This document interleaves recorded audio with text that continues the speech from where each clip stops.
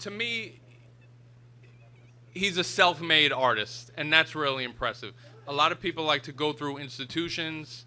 A lot of people work for companies or galleries. I'm working on being a self-made artist and/or a self-made curator, which I've done well with the curating. This is our 14th show, and it's been a lot of fun.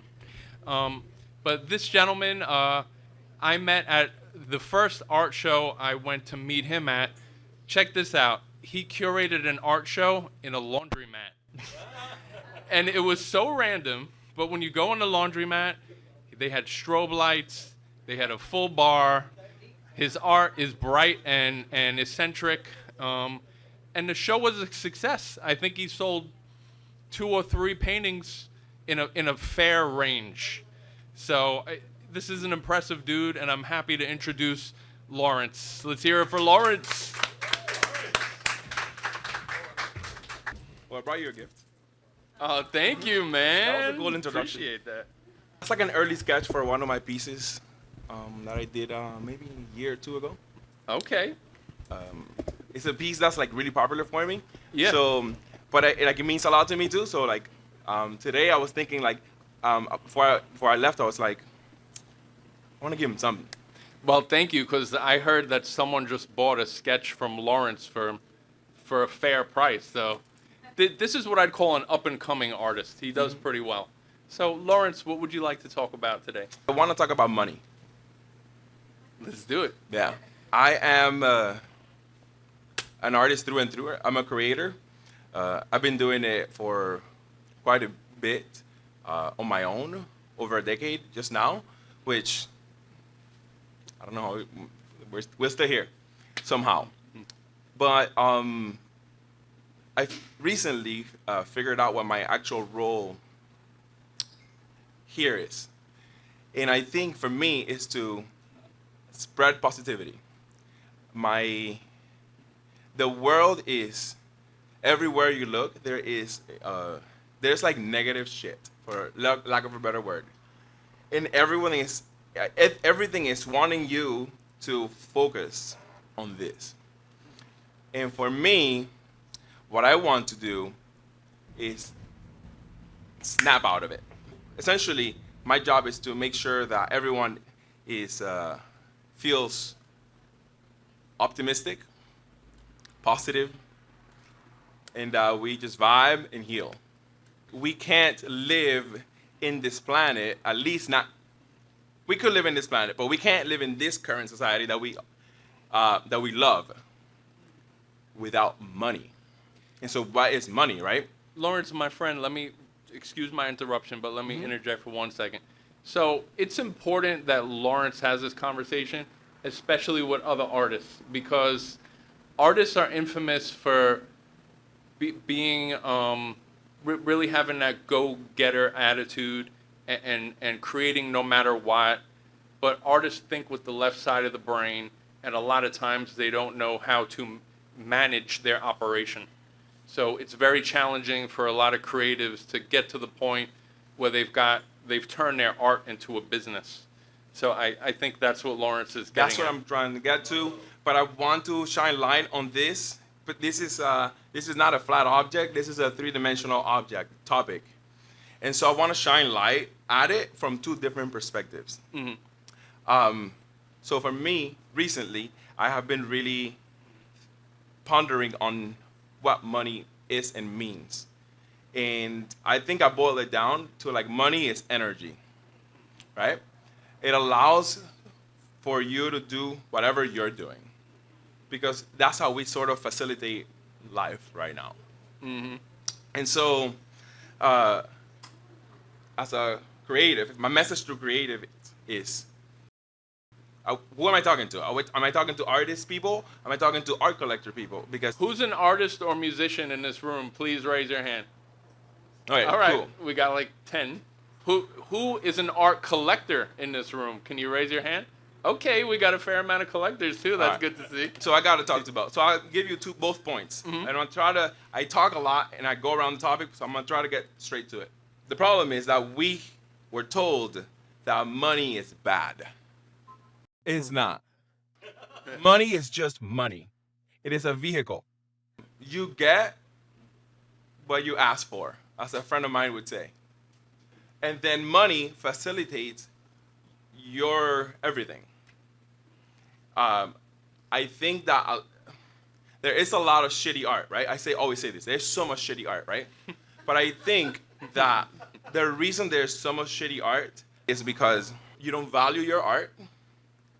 And so the energy that you put into your art is not of the same vibration of worthiness. And so you make shitty art. That's what comes out. So Right. So the people have to elevate themselves to Bang. make better art, right? Boom, through and through. I agree. I do agree with that. So in terms of like how I would say this to a collector is what I put into my work is an energy, just like money is an energy, and money is a vehicle for you to have a pool, have $1 million house or a $2 million house. That vehicle gets you that. And it is not evil, it is just energy. And so, the energy that I put into my work, I value it. And I put it at a High vibration. and then that's what you're getting, because that's what I'm putting into it. And so there's a lot of value, and this is also for artists. There is a lot of value in the art. I have seen someone walk by a piece of art and they're so levitated. I've seen it in front of my eyes and go, I can't breathe without this. Moving forward, I need this in my life. Boom, and they needed it, and that's the connection that art has to people, to collectors. You can't breathe without it moving forward. Right. You want that in your house.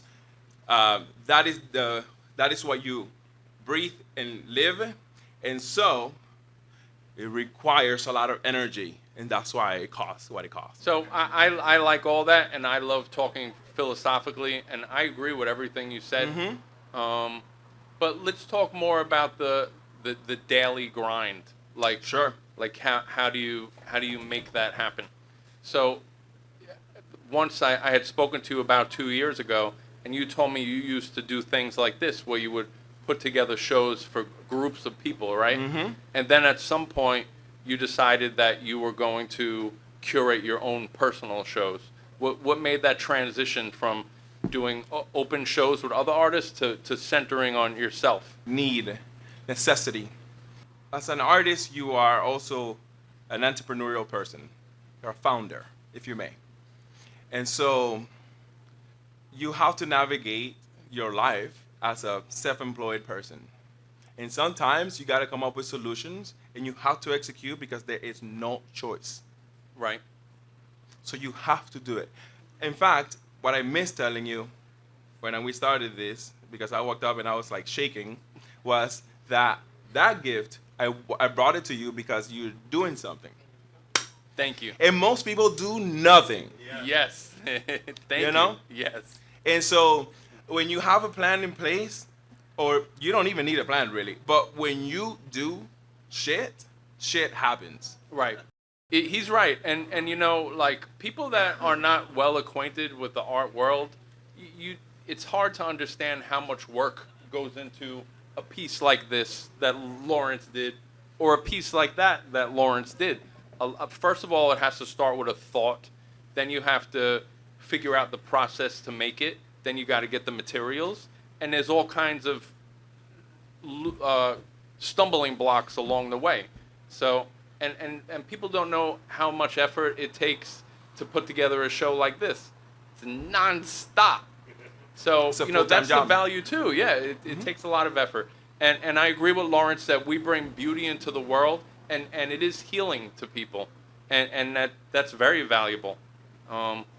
So what made you decide to make shows in unique locations? Like, can you tell me a little bit about your company and exactly what you do, Lawrence? I put the shows together because I did the first show ever on my own because I also run a graphic design business, and I lost all my clients in 30 days. In a matter of 30 days, I lost all my clients, and my income went to zero.